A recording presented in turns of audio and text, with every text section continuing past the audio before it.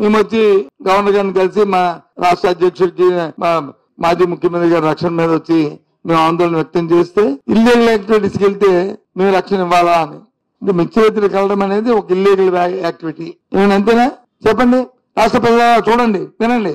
మిర్చి రైతులకు వెళ్ళడము, జగన్మోహన్ రెడ్డి వెళ్ళడం అనేది ఒక ఇల్లీగల్ యాక్టివిటీ అని సాక్షాత్తు ప్రస్తుత ముఖ్యమంత్రి గారు అనే మాట ఇదా. కానీ 15వ తారీఖున జరిగిన ఏదైతే విజయవాడలో జరిగిన అట్టాసంగా జరిగిన మ్యూజికల్ నైట్ ఉందో అది వచ్చి అది ఆథరైజ్డ్ యాక్టివిటీ, ఇది ఇల్లీగల్ యాక్టివిటీ.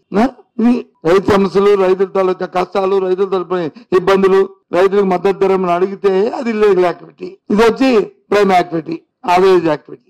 ఏం చెప్పాలో, ఏం చేయాలో ఆలోచించేయండి. అందుకే ఈరోజు మిమ్మల్ని అందరినీ పిలిచి మీ ద్వారా ఈ విషయాన్ని షేర్ చేసుకుందామని, మీతో పంచుకుందామని, మీ ద్వారా ప్రధానిగా తెలియజేద్దామనే ఇవాళ ఈ సమావేశం తర్వాత ఆలోచన. సరే, ఎప్పటికైనా సరే పాప మన రామ్మోహన్ నాయుడు గారు వాళ్ళ బృందం వెళ్ళి మరి కేంద్రం కలిశారు. సరే, దాని మీద మంచి అభిప్రాయం కేంద్రం నుంచి రావాలని కోరుకుంటున్నాం. ఇప్పటికైనా సరే రైతులకి మంచి జరగాలని కోరుకుంటున్నాం.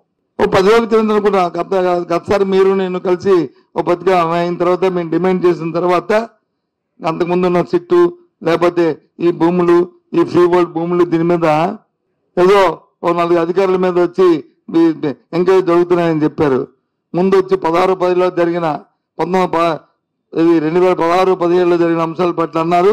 మళ్ళీ దాన్ని మన్నాడు మళ్ళీ పత్రికల మధ్య కాదు 2016-17, 2004, 2024 తర్వాత ఎప్పుడు జరిగినా మా విశాఖపట్నం సంబంధించి మా ఉత్తరాంధ్రలో ఈ ప్రాంతంలో అది కాంగ్రెస్ ప్రభుత్వం జరిగినా, తెలుగుదేశం ప్రభుత్వం జరిగినా, వైసీపీ ప్రభుత్వం జరిగినా, ఎప్పుడు జరిగినా, ఏ కుంభకోణం జరిగినా దయచేసి బయట పెట్టాలి.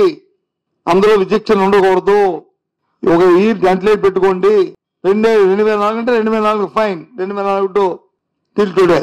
ఇప్పుడు ఎన్నో సందర్భాలు అడుగుతున్నాం. ఓ సందర్భంలో నేను ఒక సోదరుడు ఇక్కడ కూర్చొని ఓ సోదరుడు అడిగాను, మరి మీరున్న మా ఉన్న 5 సంవత్సరాలు ఎక్స్టెండ్ చేస్తాం, అప్పుడు చేయలేకపోయాము, అదే ఆ తప్పుదనం కూడా జరిగింది, అయినప్పుడు కూడా పెట్టండి అడుగుతున్నాం అని చెప్పారు. యాక్సెప్టెడ్, జరగాలి. అంతేగాని రోజు వాళ్ళ మీద వీళ్ళ మీద బురదల్లి ఆ కంపుతో వచ్చి రాష్ట్ర పరిపాలన చేద్దాం అనుకోవడం మాత్రం సమంజసం కాదు. ఎవరి మీద ఆపాదిస్తున్నప్పుడు టైం బాండ్ మీద ఆపాదించిన వ్యక్తిత్వాలకు ఎవరిని కూడా ప్రభుత్వం ఇవ్వాలి. అంతే బురద తెలిసాం కదా అలా తుడుచుకుంటారంటే కాదు. ప్రభుత్వం తనకు బాధ్యత, ఆ బాధ్యతను నిర్వర్తించాలి. నేను కూడా జరిగిందండి. నేను నా గవర్నర్ గారిని కలిసాం కదా, ఆయన సూటిగా ఒక ప్రశ్న అడిగారు, మీ మాజీ ముఖ్యమంత్రి గారికి ఉన్న భద్రత ఏంటంటే జెడ్+ భద్రత ఉంది సార్ అన్నాను. ఎస్, అది వర్చువల్ గా వచ్చింది, ఇది సర్టిఫికేట్ ఇచ్చారండి. మరి ఎలా తీస్తారు, ఒకరోజు ఆపడం ఏంటి? ఆశ్చర్యపోయాడు ఆయన. ఇది సర్ప్రైజ్ ఆయన వ్యక్తపరిచారు. అంటే ఏ విధంగా అధికారాన్ని చేతిలో తీసుకుంటామో, ఎందుకు ఇప్పుడు మళ్ళీ దీన్ని ఈ విషయానికి వచ్చారంటే, నిన్న ముఖ్యమంత్రి గారు మాట్లాడిన మాటలు ఒక మాట అన్నారు. ఏమన్నారు? ఇది నాకు సంబంధించిన విషయం అన్నారు. మరి మీకు సంబంధం ఎవరి సంబంధం ఉంటుందండి? జరుగుతున్న పరిణామాల్లో మరి దాన్ని రివ్యూ చేసుకుని చెప్పి చేసేది ప్రభుత్వం తరపున, ప్రభుత్వ అధినేతగా కాకపోతే ప్రభుత్వాన్ని కాకపోతే ఎవరికి ఉంటుంది? ఎవరు బాధ్యులు?